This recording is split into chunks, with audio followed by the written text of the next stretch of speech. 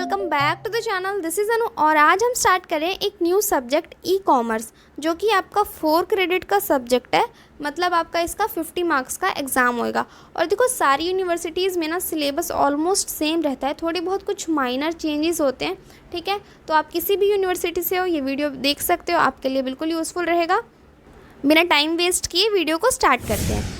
देखो सबसे पहले ई कॉमर्स होता क्या है। सिंपल लैंग्वेज में अगर हम बोलें तो आप ऑनलाइन जो भी गुड्स परचेज़ करते हो या सेल करते हो या फिर कोई भी सर्विसेज लेते हो तो उसे ही हम ई कॉमर्स बोलते हैं। मतलब जब आप गुड्स को परचेज़ कर रहे हो या सेल कर रहे हो इलेक्ट्रॉनिक मींस की हेल्प से, ठीक है, या फिर किसी सर्विसेज को प्रोवाइड कर रहे हो या फिर यूज़ कर रहे हो इलेक्ट्रॉनिक वे से, तब उसे हम ई कॉमर्स बोलते हैं। ठीक है, अब ई कॉमर्स के क्या एडवांटेजेस होते हैं, क्या डिसएडवांटेजेस होते हैं वो देखो सबसे पहले एडवांटेजेस देखते हैं ई कॉमर्स के।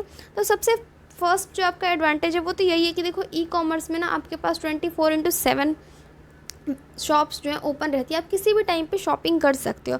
शॉप्स तो देखो अगर फिजिकल शॉप पे आप जाते हो तो वो दिन में खुली रहती है, रात को मोस्टली शॉप्स बंद रहती हैं। ठीक है, लेकिन ई कॉमर्स में अगर आप ऑनलाइन परचेज़ करते हो कुछ भी तो आप किसी भी टाइम पे परचेज़ कर सकते हो। ठीक है, अब नेक्स्ट जो आपको एडवांटेज मिलता है वो है कि आपको लाइन में खड़ा नहीं रहना पड़ता है। देखो अगर आप फेस्टिवल सीज़न में जाते हो शॉप्स पे तो वहाँ पे कितनी ज़्यादा भीड़ हो रही होती है और आपको वेट करना पड़ता है काफ़ी। लेकिन अगर आप ऑनलाइन शॉपिंग करते हो, ऑनलाइन कुछ भी सर्विसेज यूज़ करते हो तो वहाँ पे आपको लाइन में लगने की ज़रूरत नहीं है। सीधा आप ऑर्डर करते हो, आपको डिलीवरी आ जाती है घर पर। ठीक है, थर्ड आपको जो एडवांटेज मिलता है वो होता है कि आपको बहुत वैरायटी के प्रोडक्ट्स मिल जाते हैं। अगर देखो आप शॉप पे जाते हो तो एक शॉप पे कुछ एक ही टाइप के वो लोग प्रोडक्ट्स रखते हैं, इतनी ज़्यादा आपको वैरायटी देखने को नहीं मिलती है। लेकिन वही ऑनलाइन देखो आप अलग अलग वेबसाइट से अलग अलग टाइप के प्रोडक्ट्स को सर्च कर सकते हो, देख सकते हो, फिर आपको जो पसंद आए बाय कर सकते हो। ठीक है, अब नेक्स्ट आपको जो एडवांटेज मिलता है वो है कि देखो आप किसी भी जगह पे मतलब शॉपिंग कर सकते हो।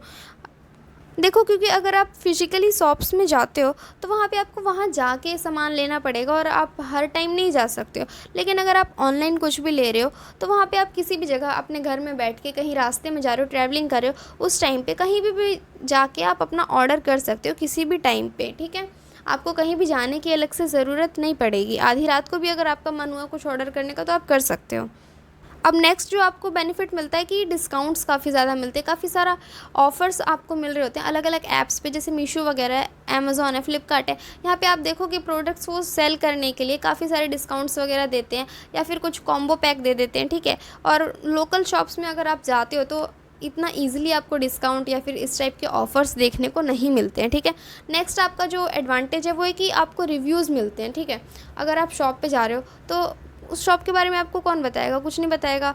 अगर उसका गूगल पे होगा लोकेशन तो आप थोड़ा बहुत वहाँ से चेक कर सकते हो, नहीं तो कुछ भी नहीं। लेकिन अगर आप ऑनलाइन शॉपिंग करते हो तो देखो आप कुछ भी प्रोडक्ट अगर परचेज़ करते हो तो नीचे उसके कमेंट्स होते हैं, रिव्यूज़ होते हैं, आप उनको पढ़ के पता कर सकते हो कि हाँ भाई शॉप कैसी है, उसके प्रोडक्ट्स आते हैं तो वो डिफेक्टिव तो नहीं रहते हैं, सही है कि नहीं, आपको रिव्यूज़ मिल जाते हैं। ये तो आपके हो गए सारे देखो अब एडवांटेजेस ई कॉमर्स के। लेकिन अब इसके साथ आपको पता है अगर किसी चीज़ का कोई फ़ायदा है तो नुकसान भी होता है। सेम वैसे ही अगर ई कॉमर्स के इतने आपको एडवांटेजेस मिल रहे हैं, इसके अलावा भी बहुत सारे एडवांटेजेस होते हैं, लेकिन मेनली आपके लिए ये इम्पॉर्टेंट है। ठीक है, क्योंकि एग्ज़ाम्स में आपको ज़्यादा लिखने की ज़रूरत नहीं है, 5 to 6 पॉइंट्स इनफ होते हैं। ठीक है, अब इसके डिसएडवांटेजेस देखो कि फ़ायदे तो आपने देख लिए क्या क्या हो गए, अब नुकसान देखो। ठीक है, सबसे पहला जो आपका डिसएडवांटेज है वो तो है कि आपको देखो डिलीवरी लेट मिलती है। कई बार क्या होता है कि आप ऑर्डर करते हो कोई भी चीज़ और वो आपको 10 दिन बाद 15 दिन बाद रिसीव हो रही होती है। मोस्टली तो आपको जल्दी मिल जाती है लेकिन कई बार लेट डिलीवरी हो जाती है। ठीक है, सेकंड आपको डिसएडवांटेज है कि देखो लैक ऑफ पर्सनल टच। काफ़ी लोगों को मतलब ऐसा लगता है कि उनको देख के ही प्रोडक्ट्स लेने हैं। ठीक है, फील करके टच करके कि कैसा है प्रोडक्ट, क्या क्वालिटी है। ठीक है, उनको वैसे शॉप्स पे जाके परचेज़ करना पसंद होता है। लेकिन अगर आप ऑनलाइन कुछ भी परचेज़ करते हो या सर्विसेज लेते हो तो वहाँ पे देखो आपको फ़ोटोज़ वगैरह जो अपलोड की हुई होती हैं बस वही देख सकते हो, पर्सनली उसको टच वच करके नहीं देख सकते। ठीक है, तो एक कमी यहाँ पे ये आ जाती है। नेक्स्ट आपको जो इसमें डिसएडवांटेज मिलता है, कई बार देखो आप कुछ भी प्रोडक्ट अगर ऑर्डर कर रहे हो तो उसकी क्वालिटी के बारे में आप अनसिक्योर रहते हो, आपको नहीं पता कि उसकी क्वालिटी एक्चुअल में कैसी आएगी, क्योंकि वहाँ तो उन्होंने लिख दिया है कि हाँ हाँ भाई ये क्वालिटी है, ये इसके फीचर्स हैं। लेकिन एक्चुअल में जब वो प्रोडक्ट घर आएगा तभी तो आप देखोगे ना कि उसके सही में वो क्वालिटी है भी कि नहीं। और कई बार क्वालिटी वैसी नहीं होती है जैसे कि वो लोग ऑनलाइन दिखाते हैं। ठीक है, नेक्स्ट आपको डिसएडवांटेज मिलता है, कई बार देखो जो इनकी वेबसाइट होते हैं या ऐप जो भी आप यूज़ करते हो वो कई बार सही से काम नहीं करते हैं, कई बार पेमेंट में कुछ प्रॉब्लम आ जाता है, या फिर और कई तरह की दिक्कत आ जाती है। आपको पता है ऑनलाइन काफ़ी सारी मुश्किलें होती हैं, काफ़ी सारी चीज़ें होती हैं, तो वहाँ पे भी आपको प्रॉब्लम फेस करनी पड़ती है, ठीक है। नेक्स्ट आपका जो डिसएडवांटेज है वो है कि देखो, अगर आपने फिज़िकली किसी शॉप से गुड लिया है, जाके कोई भी चीज़ परचेज़ करिए, तो आपको अगर वो चीज़ नहीं पसंद आई तो आप बिल लेके सीधा जाओगे उसके पास, जाके रिटर्न कर दोगे, उसके बदले में कुछ और ले लोगे। लेकिन ऑनलाइन जब आप परचेज़ करते हो तो वहाँ पे गुड्स को रिटर्न करना ना काफ़ी ज़्यादा मुश्किल हो जाता है, काफ़ी ज़्यादा कॉम्प्लिकेटेड हो जाता है, क्योंकि देखो कुछ साइट्स पे तो आपको गुड्स रिटर्न करने का ऑप्शन ही नहीं मिल रहा होता है। कई बार आप कॉल करते हो कस्टमर केयर में, वहाँ से कुछ भी आपको रिस्पांस नहीं मिलता है, काफ़ी सारी प्रॉब्लम्स होती हैं, ठीक है। नेक्स्ट आपका जो डिसएडवांटेज है, देखो जहाँ पे भी इंटरनेट की बात आती है, वहाँ पे अगर साइबर क्राइम की बात अगर ना आए तो ऐसा कैसे हो सकता है।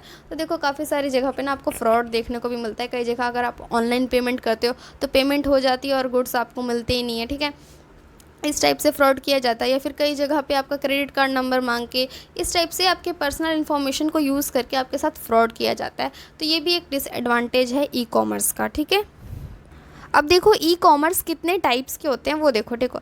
सबसे पहले तो आपका है बिज़नेस टू बिज़नेस, ठीक है। जब दो बिज़नेस आपस में डील कर रहे होते हैं तो वो उसको हम बोलते हैं B2B type of e commerce, ठीक है। जैसे कि सपोज़ करो कोई कार मैन्युफैक्चरिंग कंपनी है, ठीक है। अब एक कार के ना सारे प्रोडक्ट्स एक ही कंपनी नहीं बनाती, अलग अलग कंपनी से वो अलग अलग टाइप के प्रोडक्ट्स बनवा के और फिर मर्ज करके आपको कार देती है, ठीक है। तो जब दो बिज़नेस आपस में डील कर रहे होते हैं उसको हम बोलते हैं B2B कॉमर्स, ठीक है। अब नेक्स्ट आता है आपका बिज़नेस टू कंज्यूमर। इसमें क्या होता है, देखो जो बिज़नेस है वो अपने प्रोडक्ट्स या सर्विसेज जो भी हैं डायरेक्टली कंज्यूमर तक पहुंचा रहा होता है, ठीक है। बिज़नेस और कंज्यूमर के बीच में जब डील हो रही होती है उसको हम बोलते हैं B2C ई कॉमर्स, ठीक है। अब आता है नेक्स्ट आपका कंज्यूमर टू कंज्यूमर। जब दो कंज्यूमर्स आपस में डील कर रहे होते हैं प्रोडक्ट्स और सर्विसेज को लेके, उसको हम बोलते हैं C2C।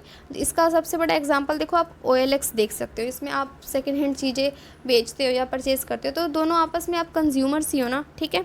अब नेक्स्ट आता है आपका कंज्यूमर टू बिज़नेस। अब देखो कई जब बिज़नेस स्टार्ट होते हैं तो उनको रॉ मटेरियल चाहिए होता है और किसी टाइप की नीड होती है, तो कंज्यूमर्स उनको रॉ मटेरियल प्रोवाइड करवाते हैं, बदले में उनसे या तो कैश ले लेते हैं या फिर प्रोडक्ट्स कुछ ले लेते हैं, ठीक है।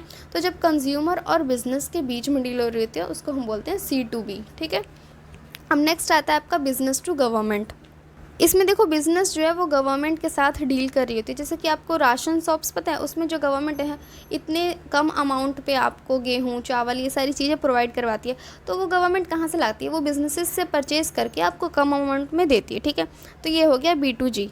अब नेक्स्ट आता है आपका कंज्यूमर टू एडमिनिस्ट्रेशन। इसमें जो कंज्यूमर है वो एडमिनिस्ट्रेशन के साथ डील कर रहा होता है। जैसे कि जब कंज्यूमर डायरेक्टली एडमिनिस्ट्रेशन के साथ डील कर रहा होता है उसको हम बोलते हैं C2A, ठीक है। नेक्स्ट आता है आपका पीयर टू पीयर। इसमें देखो दो लोग ना आपस में डील कर रहे होते हैं, किसी भी थर्ड पार्टी को इन्वॉल्व नहीं किया जाता है, ठीक है। जो दो लोग हैं बस उनके आपस की बात होती है। जैसे कि इस टाइम पे देखो रैपिडो काफ़ी ज़्यादा चल रही है, तो उसमें क्या होता है, आप बाइक बुक करते हो, वो लेके आता है, ठीक है। एक वो पर्सन होता है, एक आप होते हो, बीच में कोई भी थर्ड पार्टी नहीं होती है, ठीक है। क्रिप्टो करेंसी वगैरह इसमें जो लोग डील करते हैं, इस टाइप की चीज़ों में देखो दो लोग बस आपस में डील कर रहे हैं, बीच में किसी भी थर्ड पार्टी को इन्वॉल्व नहीं किया जाएगा। इसको बोलते हैं हम P2P type of e commerce, ठीक है। आज के लिए बस इतना ही। आई होप आपको सब कुछ अच्छे से समझ में आ गया होगा। अगर कोई डाउट है तो कमेंट सेक्शन में पूछ लेना, और वीडियो थोड़ा सा भी अगर अच्छा लगा हो तो वीडियो को लाइक कर देना, और चैनल पे फर्स्ट टाइम हो तो चैनल को सब्सक्राइब ज़रूर करना।